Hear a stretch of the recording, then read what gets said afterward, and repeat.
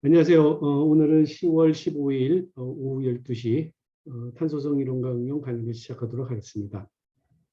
자, 오늘 공부할 내용은 지난 시간에 이어서 초기 이게 파일이 이전께 나와 있죠.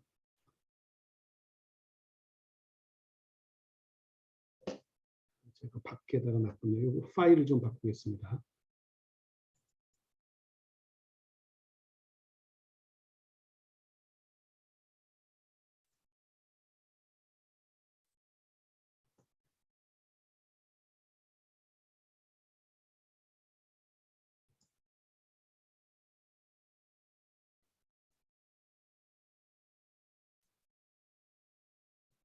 잠깐 파일 좀 찾겠습니다.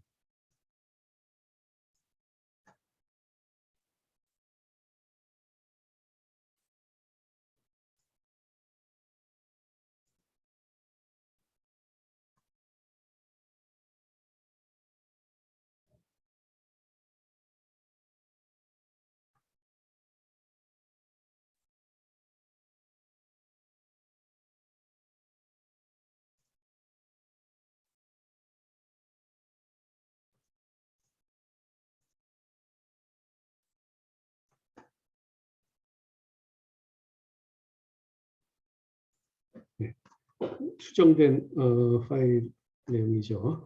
지난 시간에 제가 그림을 고쳐가지고 여러분들한테 다시 배부한다고 했는데 그림 고쳐진 내용이 혹시 보이는지요?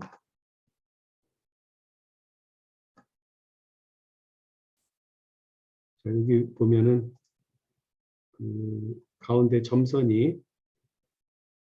보이죠?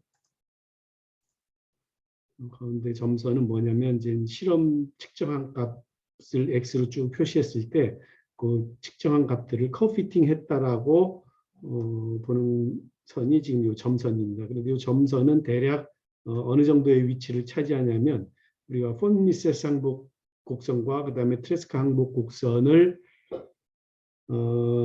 각각 그 가로축 수직응력, 세로축 전단응력 이렇게 그 수직응력과 전단응력의 평면상에 요 실험 측정한 점들을 쭉 나타내고 상대적으로 홈미세스 항복 곡선과 트레스카 항복 곡선을 그림을 그리면 지금 요 타우는 홈미세스 항복 곡선을 잘 맞으면 시그마 y의 루트 3분의 1배가 되니까 요 절편은 루트 3분의 1이 될 거고 그다음에 요거는 2분의 1이 될 거예요. 그죠? 그다음에 요거는 이제 1이 될 거고 시그마 y랑 같을 테니까 여기다 구체적으로 써놓으면 여러분들이 더 훨씬 쉽게 이해할 것 같아요. 요거를 펜으로 지정해 놓으면 요거는 1인 지점이고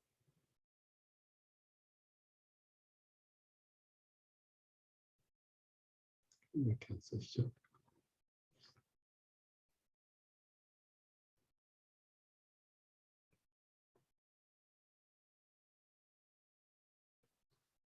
이거는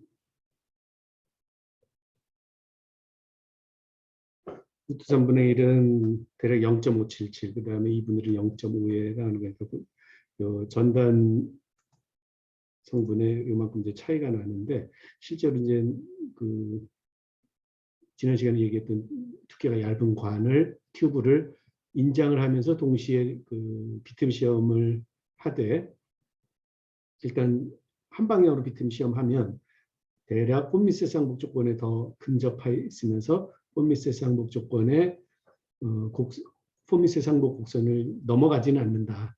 여기서 지금 X 표시가 좀 홈미세스 쪽에 쭉 붙어 있으면 더 좋은 그림이 됐겠죠. 나중에 또 한번 수정하기로 하겠습니다. 그랬을 때 이제 요 실험 측정한 값을 커피팅해서 점선으로 나타낸다고 했을 때, 이 점선을 그대로 여기다가 이제 그렸어요. 오른쪽 그림에다가. 그런 다음에 추가로 같은 방향으로 비틈을 가했을 때 항복 곡선의 변화는 실선으로 여기 지금 화살표 보이죠? 그래서 점점점 더 큰 전단 능력이 필요한 방향으로 점점점 항복 곡선이 이동을 해요. 이건 이제 실제 재료의 실제 금속 재료의 이제 항복점이 점점점 이동을 하는 거죠. 이 위쪽으로. 그런데 이때 이 비틈의 방향을 만약 반대로 해서 반대 방향으로 전단 항복력을 측정을 해보면 최초에는 요 이제 플러스 방향 전단 응력하고 크기하고 그다음 모양이 거의 동일한 아래쪽에 마이너스 타우에 해당하는 아래쪽 점선이었다가 그래서 첫 번째 이동했을 때 반대 방향으로 비틀면 반대 방향에서는 요 실선에서 전단 항복이 벌써 일어난다 이런 얘기죠. 물론 이제 전단 항복 플러스 여기 이제 수직 응력도 이제 같이 동시에 가해져 있는 여러 개의 점이겠죠. 여러 개의 측정점들을 커피팅한 거죠. 그 다음에 원래 플러스 방향으로 더 항복을 시켜서 더 경화됐을 때 반대 방향에서의 전단 항복 응력을 또 측정을 해보면 물론 이제 전단 항복 응력과 수직 응력의 조합이죠. 측정해 보면 이번에는 더 요게 또 이동해 있는 걸 알 수가 있어요. 그래서 한쪽 방향으로 항복을 시켰다가 반대쪽 방향으로 항복을 시켜보면 점점점 이 전단 항복을 일으키는데 필요한 전단 응력의 크기가 한쪽 방향으로 점점점 커지지만 반대쪽 방향으로 측정을 해보면 점점 작아지는 그런 현상을 발견을 했어요. 이게 이제 1958년에 나그디 교수가 발견한 사례인데 즉 후속 항복 곡선은 이동을 하는 것 같다. 그런데 이동을 하는데 그 크기가 더 커지는지 작아지는지는 아직은 정확하게 모르겠다. 그래서 요거를 근거로 해서 재료는 계속 변형을 받으면 소성 변형을 받으면 경화를 하는데 한쪽 방향으로는 경화를 하는 것은 틀림없고 그다음에 반대쪽 방향으로는 과연 어떻게 될 거냐 그것은 이제 이 4장의 나머지 시간 동안 우리가 이제 공부할 내용이에요. 자 그러면 우선 경화 모델에 대해서 좀 알아보도록 하죠. 경화 모델은 크게 등방성 경화 모델, 등방 경화 모델, 그리고 이제 이방성 경화 모델, 더 정확하게 우리말로 하면 운동성 경화 모델, 그리고 또 다른 용어로서는 이동 경화 모델. 여기 지금 왼쪽에 있는 그림이 등방 경화 모델이고 오른쪽에 있는 그림이 이동 경화 모델. 저는 이제 키네마틱 하드닝 모델을 우리말로 운동성 경화 모델 이렇게 번역을 했는데 다른 연구자들은 이동 경화라고 번역을 많이 하더라고요. 그래서 여러분들이 혼동하지 않게 하기 위해서 우리 교재와 그다음 강좌를 이 두 가지 용어를 같이 썼어요. 그래서 운동성 경화 모델은 곧 이동 경화 모델이다. 이런 걸 여러분들이 좀 요거를 여러분들이 좀 확인해 주기 바랍니다. 그리고 등방성 경화 모델은 우리가 편차 평면에서 포미세스 항복 조건 원기둥을 나타내고 있는데 뭐 물론 이제 이 꼭 포미세스 항복 조건만 항복 모델로 사용돼야 되는 건 아니지만 그냥 패곡선이면 되죠. 30도 대칭을 이루고 있는 패곡선이면 되는데 그 중에 제일 이제 우리가 쉽게 그릴 수 있는 것 중에 하나가 이제 포미세스 항복 조건, 즉 원기둥을 단면에서 잘라본 원이죠. 원. 항복 곡선은 원, 항복 곡면은 원기둥면 이렇게 되는 거죠. 그래서 편차 평면에서 보면 항복 곡면을 원으로 우리가 볼 수가 있단 말이죠. 그랬을 때 이게 조금 표시가 잘못됐는데 우리 교재에도 설명이 조금 틀리게 돼 있어요. 어떻게 여러분들 고쳐야 되냐면 이렇게 고쳐야 되죠. 이게 카파가 아니고 이게 R이에요. R. 여기 카파가 아니고 R. 이제 곡면의 사이즈를 나타내는 게 이 R의 역할인데 이제 원기둥 같은 경우는 포미세스 항복 조건을 쓴다고 합시다. 그러면은 원기둥 같은 경우에는 우리가 편차 평면에서 보면 원으로 보이니까 그 중심점에서 반지름 요거를 이제 R이라고 하면은 이 R은 2배의 J2 프라임 그러니까 편차 응력 텐서의 제2불변량하고 루트 C인 게 이제 반지름이죠. 요거는 요 크기, 요 반지름이 왜 루트의 2배의 J2 프라임인지는 지난 시간에 얘기한 바가 있어요. 우리 편차평면 설명을 하면서 거기서 우리가 이제 P점까지 그 위치 벡터 나타내고 그다음에 NP 벡터의 크기였죠. 요 R이라는 게 반지름. 그리고 우리 교재에서도 요 카파를 전부 다 R로 바꿔주면 돼요. 교재는 150페이지 4.114식 거기에서부터 R로 바꿔주고 그 밑에 설명도 식에서 카파는 등박성 경화 효과를 나타내는 이것을 카파를 R로 바꿔주세요. 그러면 모든 게 다 맞게. 그러면 그 150페이지 밑에서부터 넷째 줄부터 전부 카파를 R로 다 바꿔주면 설명이 정확하게 다시 맞아 들어갑니다. 제가 약간 요 교재를 정리하면서 혼동을 해서 카파하고 R을 좀 혼동해서 썼어요. 카파가 이미 우리가 그 소개한 포미세스 항복 조건하고 트레스카 항복 조건에서 카파가 전단 항복 능력이 되도록 하는 재료상수 이렇게 해서 이미 썼기 때문에 반지름은 그거의 그 루트 2배이거든요. 편차평면에서. 그렇기 때문에 사이즈는 반지름으로 나타나는 게 편할 것 같아서 이렇게 표현을 했습니다. 그리고 이제 나중에 또 우리가 이제 경화 모델 그에 대해서 일반적으로 얘기할 때는 이거를 그냥 일반적으로 또 사이즈 그래서 그냥 카파라고 또 표현하는 경우도 있어요. 그 경우에는 뭐 특별히 전단 항복 능력이다 아니다가 아니라 그냥 항복 국면의 사이즈를 나타낸다 이렇게 이해를 하면 될 것 같아요.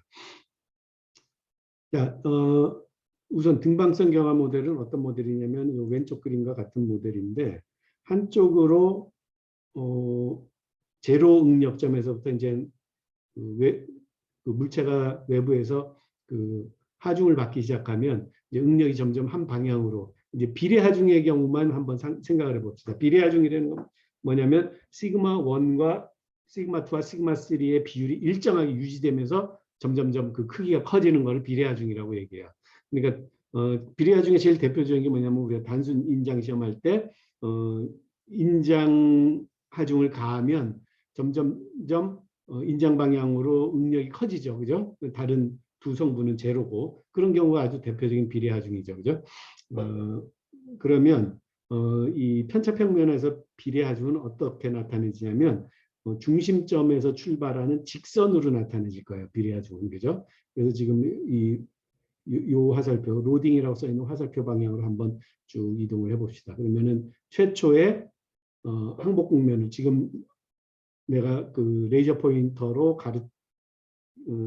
지정하고 있는 요 항복 국면을 최초에 만나겠죠. 그죠? 그러면 그때 이제 항복이 일어난다는 거예요. 그러면은 등방성 경화 모델은 뭐냐면 이 방향으로 계속 하중을 가하면 지금 화살표 방향으로 하중을 가하면 이 화살표 방향으로 항복 국면의 크기가 커진다는 거죠. 그죠? 그런데 그 크기가 커지는 게 이 방향으로만 커지는 게 아니라 전체적으로 반지름이 다 증가를 한다. 이게 바로 등방성 경화 모델 혹은 등방 경화 모델이라고 얘기를 해요. 그러니까 한쪽으로 하중을 가했는데 반대쪽도 항복력이 커진다. 이런 아주 묘한 모델이죠. 실제로 우리가 관찰을 해보면 그런 경우는 잘 없어요. 금속 재료의 경우에 여기 지금 오른쪽에 그림을 그리는 것처럼 인장 방향으로 쭉 항복을 일으키고 그 다음에 추가로 소성 변형을 일으킨 다음에 여기서 언로딩을 시키면 언로딩 우리말로 뭐라 그랬어요? 재하 혹은 해중이라고 얘기했죠. 그래서 언로딩을 시키면 응력이 제로점으로 왔다가 그 다음에 여기서 계속 그 방향으로 하중을 가해서 이번에 압축 응력을 가해서 항복을 일으키면 Y0보다도 작은 값에서 항복이 일어나요. 그래서 오히려 항복 능력의 크기는 초기 항복 능력보다 더 작아질 수 있다. 당연히 Y1보다는 작은 값에서 보통 항복이 일어나는 게 관찰이 된단 말이에요. 그래서 이런 거를 좀 수용하기 위해서 이제 어떤 경화 모델을 생각을 하냐면 자, 요게 지금 첫 번째 동그라미 1이 초기 항복 국면이에요. 그런데 우리가 비례 하중을 가해서 요 경우는 뭐 비례 하중을 가했든 아니면은 하중 경로가 변동을 하든 일단 1번 점에서 이게 지금 1번 점이 정확하게 표면이 있어야 되는데 이것도 그림을 좀 수정을 하도록 하겠습니다. 1번 점은 요 점이에요. 요 점.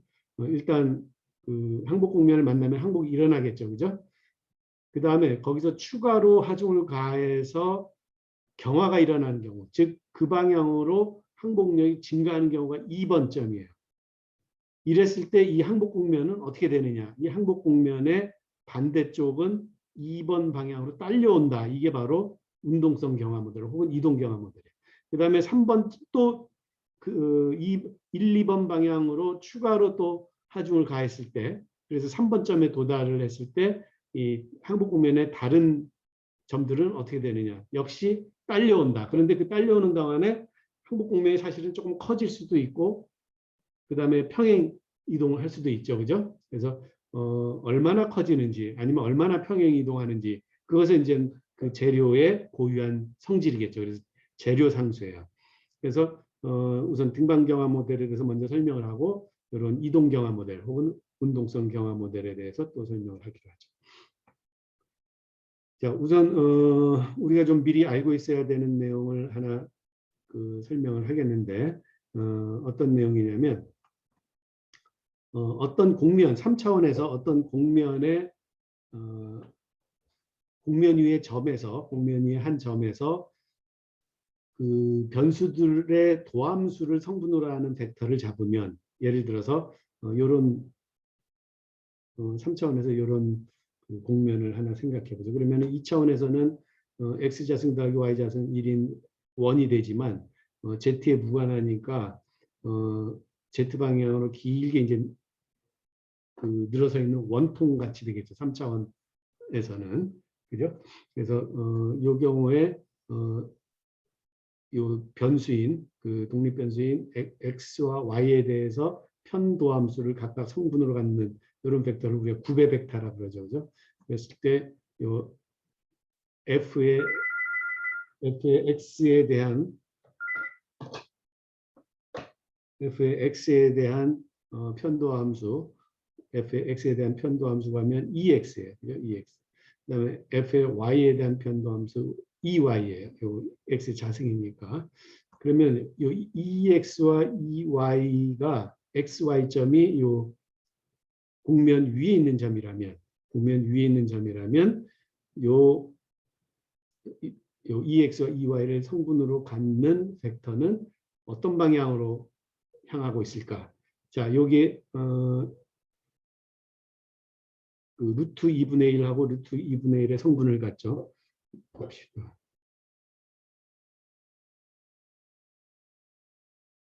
그렇죠. 요 성분은 여기다가 좌표를 제가 쓰도록 할게요. 제가 요거를 손글씨로 예전에 썼던 거를 그림으로 이렇게 바꾸는 과정에서 몇 개 빠뜨린 게 좀 있네요. 자, 요 점의 좌표는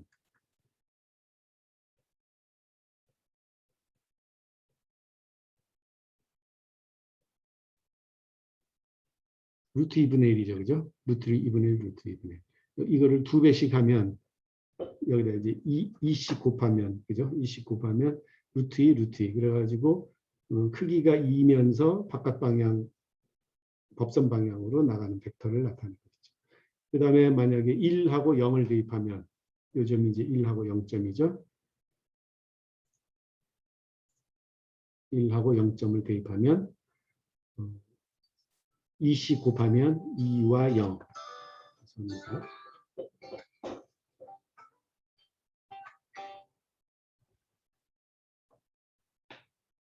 죄송합니다. 제가 켜놓은 상태에서 강의를 해서. 그러면 오른쪽 2와 0 성분을 가지니까 오른쪽 방향으로 나가는 요 원기둥면의 법선 벡터죠. 마찬가지로 지금 이 화살표를 8개 그렸는데 이게 좀 더 보면 법선 벡터죠. 그죠? 원기둥면에. 마치 그런 이거는 이제 하나의 예를 들은 건데 일반적으로 얘기했을 때 일반적으로 우리가 3차원 주응력 공간에서 한번 생각을 해봅시다. 3차원 주응력 공간에 시그마 1, 시그마 2, 시그마 3를 세 개의 그 좌표축으로 하는 중력 공간에서 이제 뭐 나중에 당연히 폼리스에서 항복 곡면을 생각을 할 텐데 항복 곡면상의 어떤 한 점에서 구배 벡터를 구배 벡터를 구하면 요 구배 벡터는 바로 요 곡면 위에 단위법선 벡터는 만약 n 벡터라고 하면 요 n 벡터랑 평행하게 된다. 즉 바깥 방향 법선 벡터 방향으로 향하게 된다. 요 벡터는 요 구배 벡터는. 그래서 굉장히 이건 중요한 얘기죠. 왜 중요한 얘기냐면 자, 항복 곡면의 모양이 어떻게 생겼느냐에 따라서 항복 곡면의 모양이 어떻게 생겼느냐에 따라서 그 항복 곡면에 대해서 바깥 방향 법선 벡터 방향으로 바깥 방향 법선 벡터가 곧 이 항복 곡면상의 구배 벡터에 해당하니까 나중에 이제 우리가 5장에서 자세하게 얘기하겠지만 4장에서도 조금 요 내용을 약간 언급을 해요. 항복 곡면 위에 있는 점은 지금 항복을 하고 있는 응력점이에요. 그죠? 소승 변형하고 있는 응력점인데 변형률 징분은 항상 항복 곡면의 바깥 방향 법선 벡터 방향으로 바깥 방향 법선 벡터 방향으로 변형률 벡터가 생긴다라고 하는 얘기를 이제 5장에서 아주 자세하게 얘기를 할 거예요. 그런데 일단 그 사실을 먼저 받아들인다면 항복 곡면상에 있는 응력점에서 추가로 하중을 가해서 소성 변형이 지속되게 한다면 소성 변형이 계속 일어나게 한다면 변형률 징분 벡터는 이 항복 곡면의 바깥 방향으로 반드시 생기는구나. 즉 변형률 징분의 방향은 항복 곡면의 모양에 따라서 좌우되는구나. 이걸 알 수 있어요. 그래서 항복 곡면이라고 하는 것은 언제 항복이 일어나는지도 얘기해 주지만 그러니까 탄성 변형과 소성 변형의 경계를 나타내기도 하지만 일단 소성 변형이 일어났을 때 어떤 식으로 소성 변형이 일어나는가를 동시에 알려줘요. 그래서 항복 곡면이 중요하다는 얘기죠. 그러니까 항복함수 당연히 항복 곡면을 정의하고 있는 항복함수도 당연히 매우 중요한 거죠. 그래서 그걸 참고로 지금 우선 설명을 좀 하고 그다음에 이제 변형 경화와 가공 경화에 대해서 잠깐 설명을 하도록 하겠습니다. 우선 변형 경화 가설은 아까 우리가 첫 장에서 반지름 R을 얘기했죠, 그죠? 그 반지름 R을 다시 첫 장으로 좀 돌아보겠습니다. 자, 요거는 이제 반지름 R이라고 했는데 요걸 양변을 루트 2로 양변을 2로 나누면은 여기 이제 R 자승을 여기다 사실은 썼던 거를 2로 나누는 건데 이건 뭐 시계 모양 자체가 곡면의 모양 자체가 바뀌는 건 아니에요. 그러니까 루트를 씌워서 어떤 상수값이거나 아니면 자승을 한 다음에 그게 어떤 상수값이 돼야 된다거나 하는 거는 곡면 모양으로 따져서는 똑같죠. 그랬을 때 각각을 자승한 것이 어떤 그러니까 J2 프라임이 어떤 값이다. 이렇게 쓰는 거나 J2 프라임의 루트가 어떤 값이다 라고 쓰는 거나 같은 얘기란 말이에요.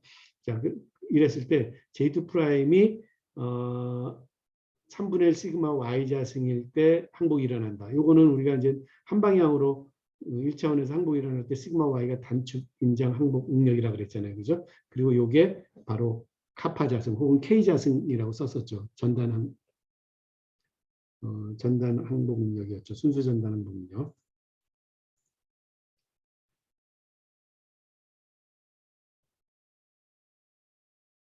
순수 전단 항복 응력 K로 쓰면 K 자승이었는데 이것의 크기가 알파에 의해서 바뀐다. 그래서 이 경화 변수 알파는 뭘로 삼을 것이냐. 그랬을 때 우리가 이제 1차원에서 요 1차원 그 응력 변형 곡선에서 보면 명백하게 변형률이 증가할수록 Y도 이렇게 증가하고 있죠. 그러니까 1차적으로 우리가 생각할 수 있는 게 알파는 총 변형률이면 되겠구나 하는 걸 생각할 수 있어요.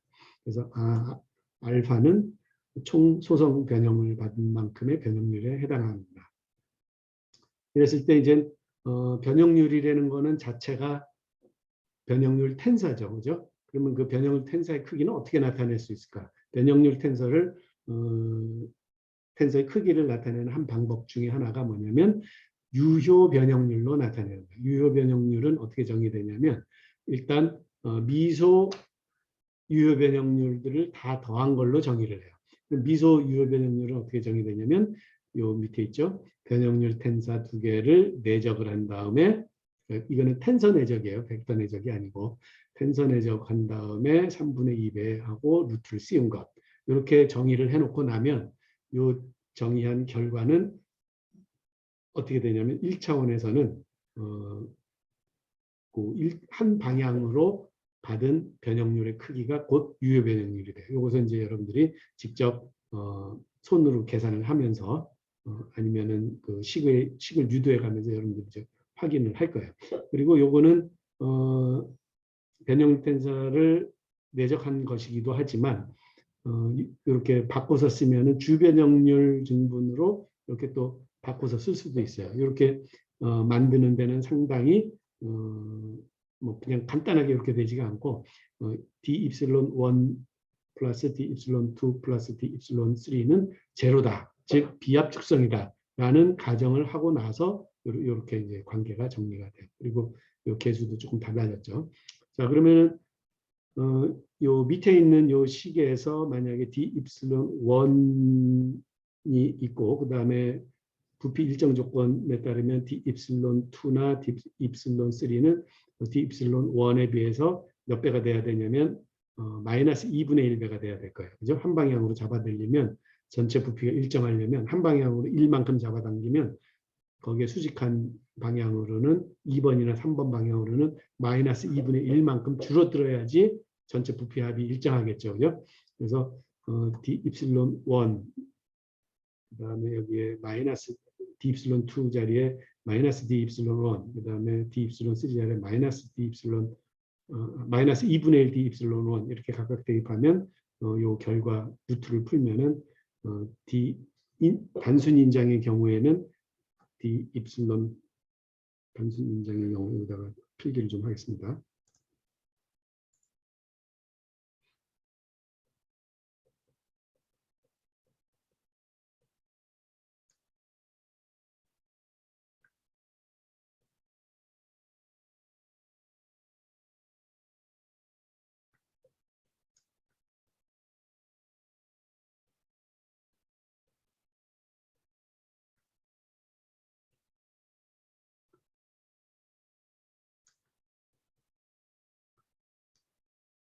엄청나게 안 써지네요.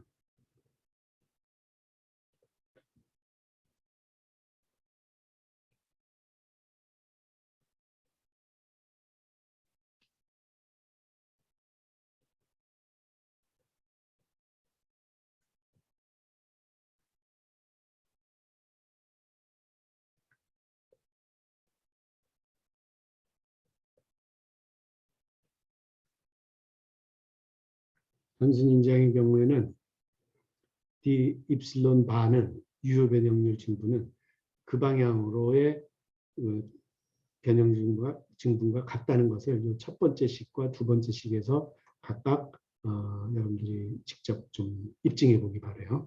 자, 어쨌든 유효 변형률로 나타냈을 때 그러니까 이제 1차원에 대해서 요 오른쪽 밑에 있는 그림이 이제 1차원에서 응력 변형이 있었는데 1차원에서 입실론 P가 생긴 것은 D 입실론 1을 쭉 그 방향으로 1차원 그 1번 방향으로 누적했을 때 D 입실론 바에 해당하는 거죠. 그러니까 유효 변형률에 해당하는 거죠. 자, 그런데 유효 변형률의 정의에다가 아까 방금 전에 이제 뭐라고 설명을 했냐면 지금 요 빨간 선으로 표시한 일단 소성 변형이 일어나는 동안에 변형률 증분의 방향은 어떤 방향이냐면 항복 국면의 바깥 방향 법선 방향이다. 이 얘기를 했어요. 그러면 바깥 방향 법선의 방향으로의 비례상수를 d 람다라고 하면 라운드 f 오버 라운드 시그마 요거는 이제 일종의 중력 공간에서는 성분 3개를 갖는 벡터일 거고 일반 응력 공간에서는 성분 6개를 갖는 그 벡터가 되겠죠. 그죠? 그것에 D람다배 했을 때 그 방향으로 D입실론 P가 생긴다.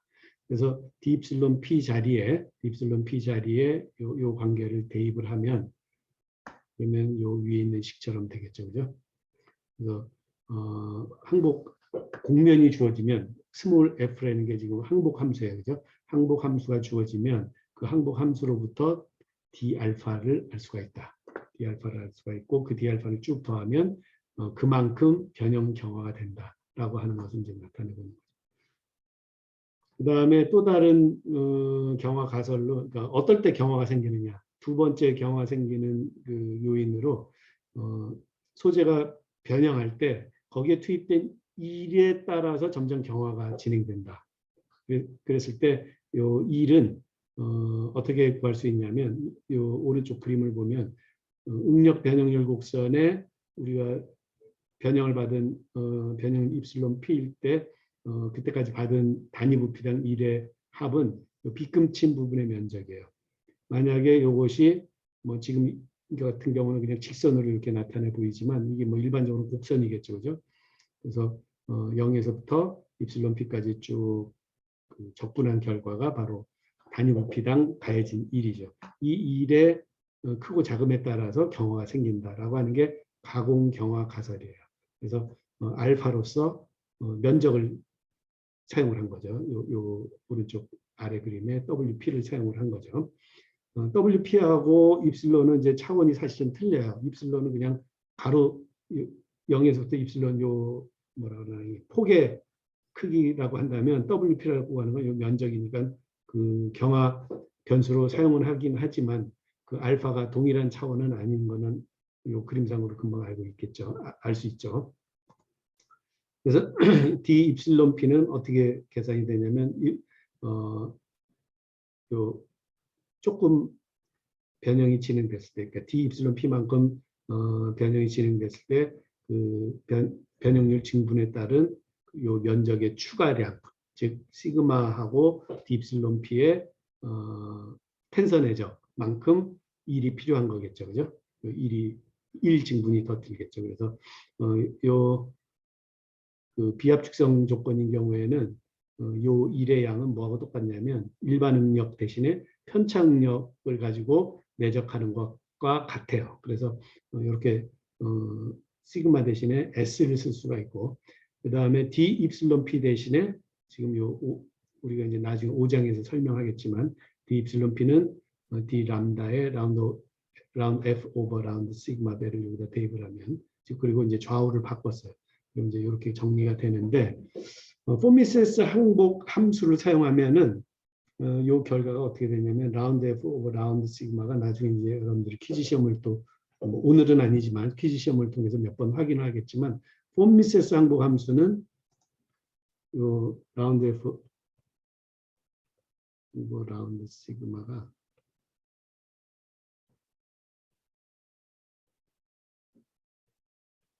이렇게 정리해야 됩니다. 그래서 여기에다가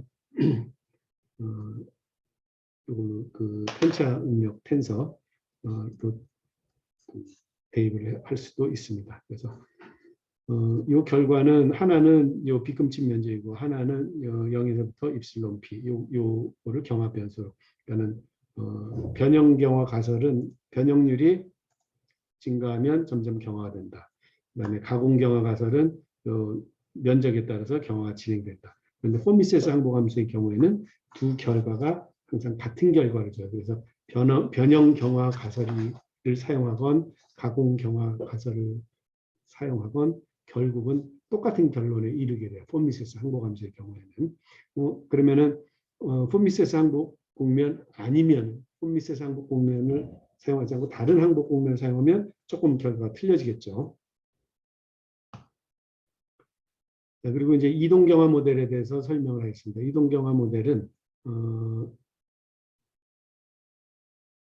일단 우리가 초기 항복 능력을 초기 항복 조건을 스몰 f의 시그마 함수 그리고 크기가 카파라고 했다면 이 주응력 공간에서 이 항복 공면을 만약에 항복 공면이 평행 이동했다면 크기는 일정하고 평행 이동만 했다라고 한다면 우리가 이걸 어떻게 쓸 수 있냐면 만약에 알파만큼 평행 이동을 했다 그러면 시그마 마이너스 알파 그다음에 요 F 자리에 그리고 이제 크기는 카파로 일정한 경우 이렇게 평행 이동한 경우를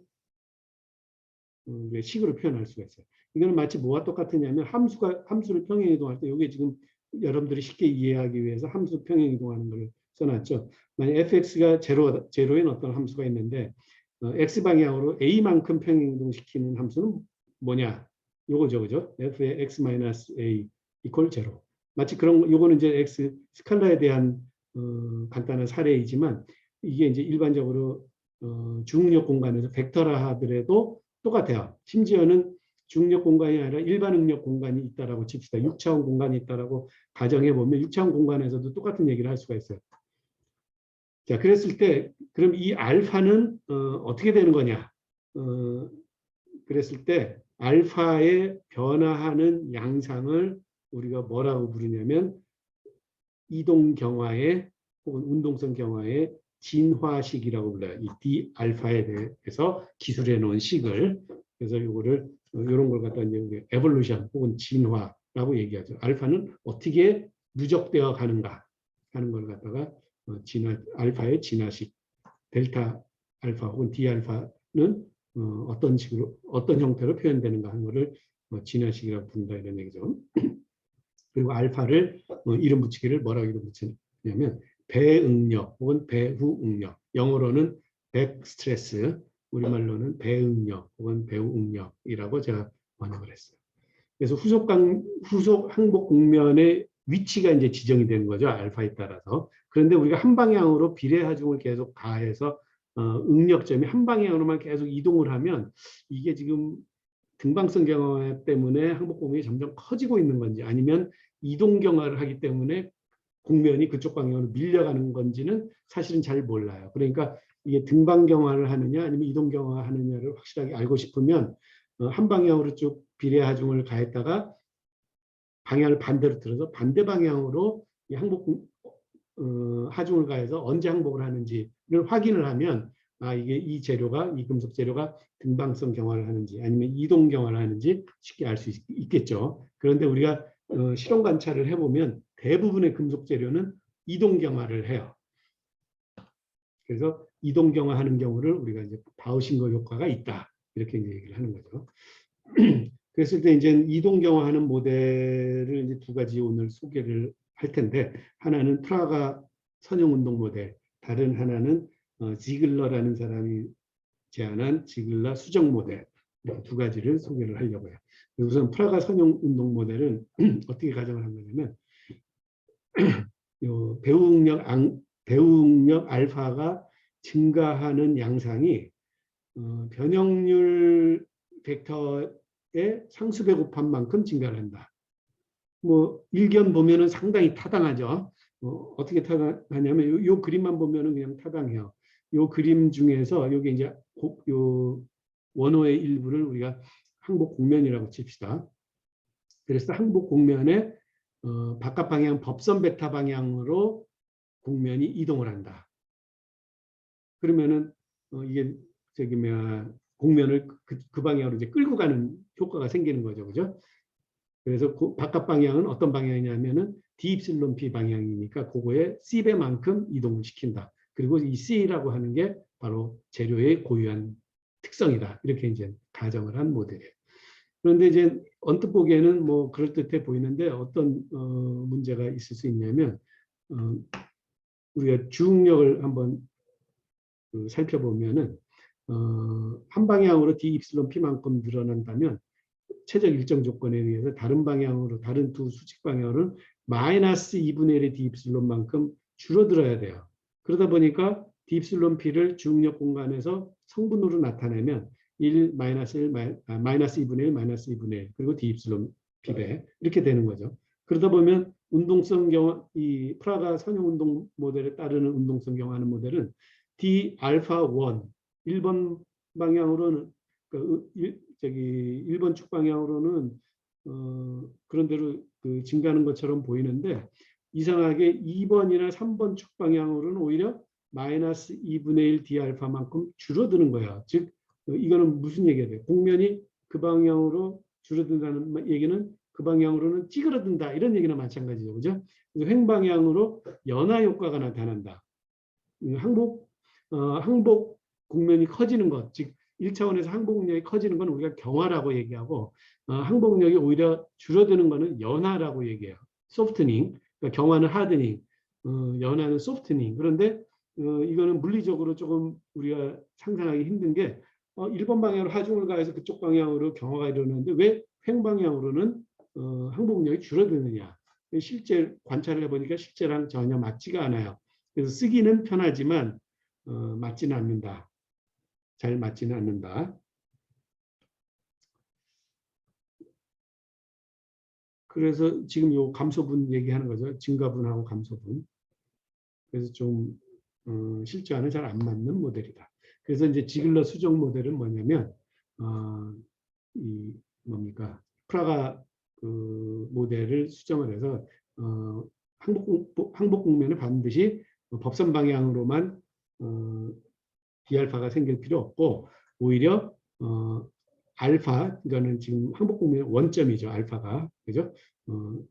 항복 국면의 원점에서 현재 항복 국면상의 점 시그마의 연장선 방향으로 D알파가 생긴다. 이게 지글러의 수정 모델이에요. 그래서 알파가 만약 0이면 D알파는 그 항복 국면의 법선 방향으로 이제 일단 1차적으로 나갈 것이고 그 외에는 이제 알파가 어느 지점에 위치하느냐에 따라서 이제 D알파가 계속 변화를 하면서 생겨난다.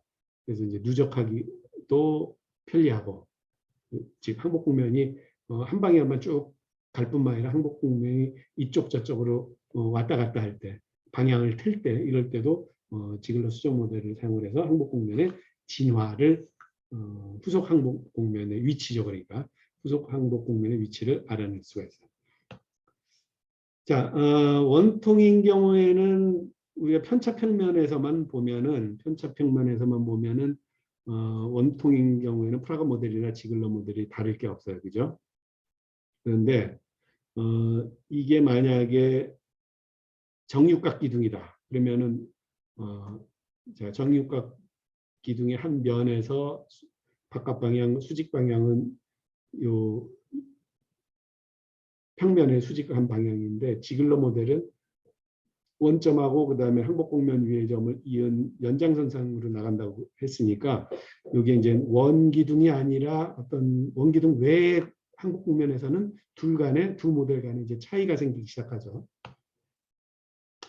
자, 그리고 이제 대표적으로 둘 간의 차이를 알아볼 수 있는 방법 중에 하나가 평면 응력 조건을 생각을 해보면 되는데요. 평면 응력 조건이라고 하는 것은 이제 포미세스 조건에서도 평면 응력 조건은 시그마 3가 0인 조건이에요. 이때 지글러 모델, 그 다음에 프라가 모델, 그래서 이 편차 중력을 시그마 1, 시그마 2로 다 나타내면 요 밑에 있는 것처럼 이렇게 정리가 되죠. 그러니까 2분의 시그마 1의 플러스 방향, 그다음에 시그마 3가 성분이 생겨서 마이너스 2분의 시그마 1, 이 방향으로 이동을 한다. D알파가 생긴다. 반면에 지글러 모델은 그냥 평면에서만 성분이 생기는 거죠. 그래서 만약에 최초의 알파가 제로이고 제로 응력점이고 그다음에 시그마 2가 시그마 1의 절반인 경우 지금 요 점이죠. 요 점. 포미세스 항복 조건에서 시그마 1축에 대해서 26.6도 기울어져 있는 지점에 응력점이 있다라고 치자. 그랬을 때 D알파 프라가는 어떤 성분을 갖냐면 2분의 1 시그마 1, 그 다음에 마이너스 2분의 시그마 1에서 X방향, 1번 방향으로 성분과 3번 축 방향 밑으로 성분을 갖게 되죠. 그죠? 우리는 지금 시그마 1, 시그마 2 평면에 투영해서 여기 시그마 1에 평행한 것처럼 보이지만 사실 평행한 벡터가 아니죠. D알파 프라가가. 반면에 D알파 지글러는 그냥 시그마 1, 시그마 2 평면상에 있으면서 지글러는 이렇게 되는 거죠. 오른쪽에 있는 D알파는 이렇게 되고 프라가는 이렇게 되니까 성분이 전혀 3차원에서 벡터의 성분이 전혀 다르죠. D알파와 지글러의 D알파는. 그래서 둘 간에 큰 차이가 난다. 이런 얘기를 할 수 있어요. 그 다음에 이제 나머지 얘기는 뭐 간단한 얘기인데 응력 공간에서 가중과 제하 상태를 좀 더 명확하게 해보자. 이것은 이제 나중에 우리 이제 5장에서 공부할 내용을 대비해서 가중과 제하의 명확성 이걸 이제 얘기를 하는 건데, 우선 소송 변형하는 재료를 크게 이제 두 가지로 구분을 해봅시다. 하나는 완전 소송 재료. 완전 소송 재료는 요 항복 국면의 사이즈가 일정한 경우를 완전 소송 재료라고 얘기해요. 그다음에 가공 경화성 재료. 항복 국면의 크기도 바뀌고 그다음에 국면의 위치도 바뀌는 경우. 이랬을 때 항복 조건은 뭐냐면 라지 F가 제로이면 항복이 일어난다. 이게 바로 이제 항복 조건이죠. 그러면 항복 함수에다가 현재 응력점을 대입했을 때 그게 만약 0보다 작으면 이거는 탄성 변형이라고 얘기하죠. 그죠? 항복 국면에 응력점을 대입한 항복 함수의 값이 그 항복이 일어나는 크기보다 작으니까 그때는 아직 탄성 변형한다. 그 다음에 우리가 이제 지난번에 무슨 얘기도 한 적이 있냐면 만약에 F가 0보다 크면 어떻게 되냐. 이런 거는 물리적으로 일어날 수 없다. 계산상으로만 가능하다. 이렇게 이제 얘기를 할 수 있죠. 그래서 항복 공면, 항복 함수 자체는 항복 조건으로 탄성 영역과 소송 영역을 구분하는 데 사용을 하는데 항복 공면 위의 점에서는 어떠냐. 항복 공면 위의 점에서는 그러니까 후속 항복에 대해서 한번 알아보기로 하죠. 후속 항복 국면에서 후속 항복 국면의 방향은 이 DF, 즉 DF가 얼마냐에 따라서 후속 항복이 일어나느냐 아니면 일어나지 않느냐를 우리가 알 수가 있어요. DF는 F에 이제 시그마에다가 살짝 시그마를 변동시켰을 때 시그마 플러스 D 시그마 로 변동시킨 것을 표현했어요. 그러니까 변동분이 원래는 이제 응력점이 F에 있을 때 응력이 어느 방향을 향하느냐에 따라서 시그마 플러스 D 시그마 마이너스 F는 우리가 테일러 전개하면은 대략 라운드 F 오버 그러니까 체인룰에 따라서 고차항은 버리고 일차항만 생각을 하면 라운드 F 오버 라운드 시그마하고 D 시그마를 내적한 거죠. 그죠? 그러면은 라운드 F 오버 라운드 시그마는 뭐라고 얘기했냐면 항복 국면의 어떤 방향이라고 얘기했어요? 누가 채팅창에 좀 대답을 해볼까요? 너무 저만 얘기하는 것 같아요. 라운드 F 오버 라운드 시그마는 뭐와 같은 방향이에요? 항복 국면의 바깥 방향 법선 벡터 방향이에요. 이 방향에 대해서 내적한 D 시그마가 0보다 크냐 아니면 같냐 작냐에 따라서 이후에 항복이 일어나느냐 아니면 항복이 이후에 일어난다는 건 뭐냐면 항복이 지속되느냐 즉 소송 변형을 계속 할 거냐 아니면 소송 변형을 끝내고 항복 국면의 내부로 응력점이 내부로 방향 전환을 할 것이냐 이것을 알아볼 수가 있죠. 그래서 그거를 갖다 우리가 제하 조건이라고 얘기해요. 가중 조건, 제하 조건이라고 얘기를 해요. 그래서 전체적으로 정리하면 이렇게 정리해야 돼요. 자, F가 0이냐 아니냐는 항복이 탄성 변형이냐 소송 변형이냐를 나타낸 거고, 그다음에 DF가 0이면은 완전 소송 재료의 경우에는 가중 상태. 그다음에 DF가 가공 경화 재료 같으면 DF가 0보다 크면 지속적으로 소송 변형을 받는 상태, 즉 항복 상태가 유지되는 상태. 지금 오른쪽에 있는 그림이죠. 그 다음에 DF가 0이면 이건 중립가중 상태라고 얘기를 해요.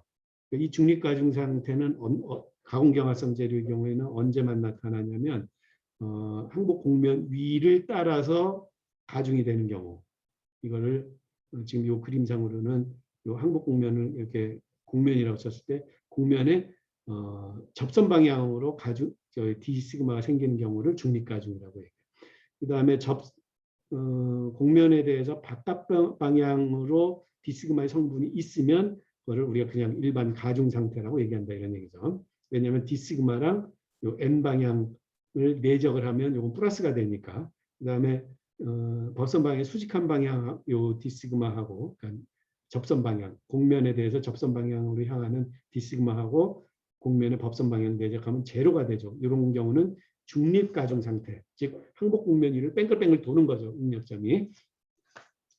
그 다음에 D 시그마가 항복 국면의 안쪽으로 들어오게 되면, 즉 D 시그마의 N 방향 성분이 마이너스면 D 시그마가 DF가 마이너스가 되죠. 이 경우를 우리가 뭐라고 부르냐면 제하 상태, 언로딩 상태 혹은 해중 상태라고 불러요.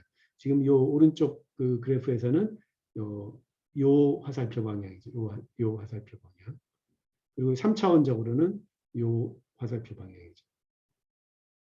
이렇게 해서 4장에 대한 내용을 마쳤습니다. 그래서 오늘 제가 약간 시간이 타이트해서 그냥 중간중간에 여러분들하고 체크를 안 하고 그냥 강의만 쭉 일사천리로 진행을 했는데 궁금한 점이 있으면은 질문 내용을 요약을 해서 다음 시간에 여러분들이 좀 질문을 해줬으면 좋겠어요. 그래서 오늘 강의는 여기까지 하고 그 다음에 5번째 과제물하고 그 다음에 오늘 퀴즈 시험 5번 퀴즈 시험을 보도록 하겠습니다. 자, 이승로 조교 있습니까? 이승로 조교 대답 좀 해줄래요?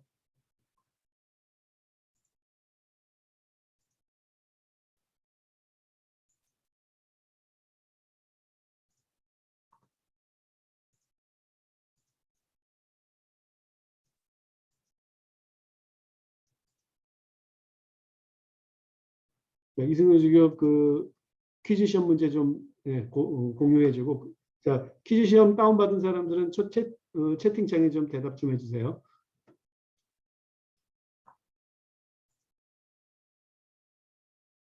이렇게 최종 받았고